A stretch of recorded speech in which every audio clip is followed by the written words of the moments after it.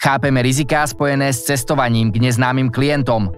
Cestovanie, ubytovanie, strava, mzdy a celý s tým spojený stres. Plne si uvedomujeme našu povinnosť postarať sa o našich partnerov a dôkladne overujeme našich klientov.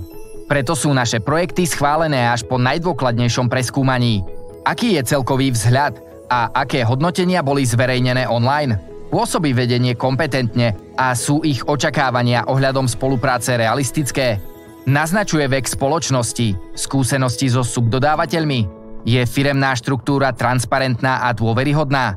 Sú nejaké negatívne skúsenosti s platbami v Credit Reform? Ak klient nesplní ktorýkoľvek z kritérií, požadujeme, aby pred schválením bola zaplatená záloha, podobná nájomnej zálohe, ktorá pokrie riziko celého pracovného týždňa. Spojiť remeslá po celej Európe.